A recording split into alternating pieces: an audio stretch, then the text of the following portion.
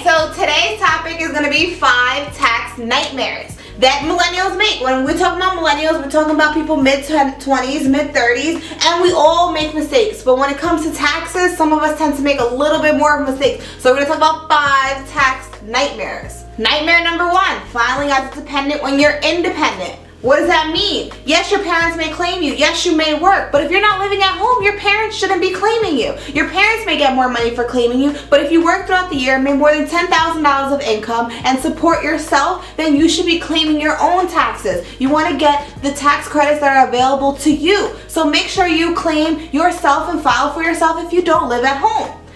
Tax nightmare number 2, skipping out on health insurance. Yeah, you may think, oh, hey, who needs health insurance?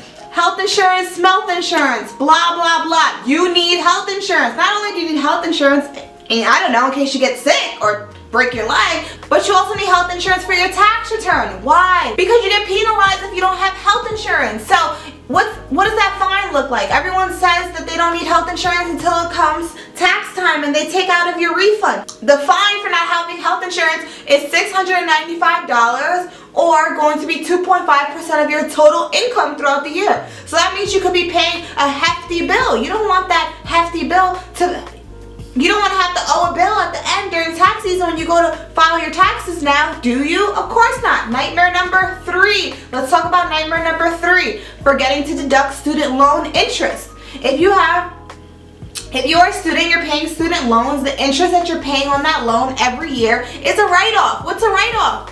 Write-offs are going to be different types of expenses that you incurred throughout the year to minimize your tax liability, minimize how much taxes you're paying. I'm trying to help you guys save money here, so pay attention. Let's not make these mistakes. Let's not go through any of these nightmare situations, because I have clients at my desk all the time that have these type of situations and I have to inform them. So I hope you guys that are watching this video, I can help inform you guys before you have to pay a $700 fine. Who wants to pay a fine? Nobody. Nightmare number 4, miscalculating deductions and not knowing which write-offs apply to you. There's a lot of write-offs out there. Educate yourself on what applies to you. What can I write off? What is my situation? If I have multiple jobs, what can I write off? If I'm a college student, what can I write off? Can I write off my school books and tuition and fees? Yes, you can, millennial. Yes, if you're a college student, all the expenses that you paid for, your books, everything you can write off. If you have multiple jobs, you can write off your mileage from one job to the other. Don't make the mistake and not including your tax deductibles. If you have a side job or hustle or hobby, you can write off everything you spend on your side job and your hustle or your hobby. Don't you want to write that off too? Yes, you do. You want to educate yourself on your write-offs, because you don't want to make that nightmare and end up having to pay more taxes than you actually have to. Nightmare number 5, and the most common nightmare that I see again and again and again. You know, when you first start a job and you fill out that W-4 and your employer gives you this form to fill out and you're like, hey, you look at it like it's Chinese writing, you don't know how to fill it out. That form is going to do a lot. It's going to tell your employer, your new job that you started, how much to tax you every week. And depending on how many numbers you put on that form is going to be depending on how you're taxed every week on your check. So your friends may tell you, hey, if you put 4 or 5 on that form, you'll get more of your check every week. But what's going to happen at the end of the year when you go to file your taxes?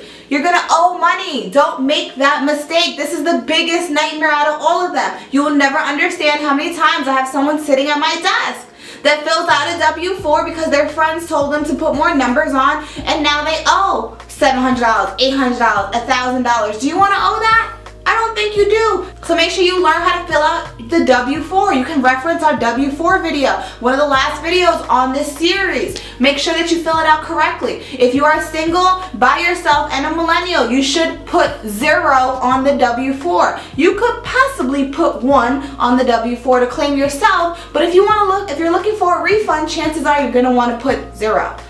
Make sure you guys check me out on YouTube, on all my social media. Subscribe to this channel. Make sure you guys are learning the information. Don't make any of the mistakes I did or the mistakes that I watch hundreds of people and millennials make every day. I'm here to help you guys. Watch these videos, subscribe to the channel, and learn the information, whether it's from me or somebody else. Just learn it. Check you guys out on the next one.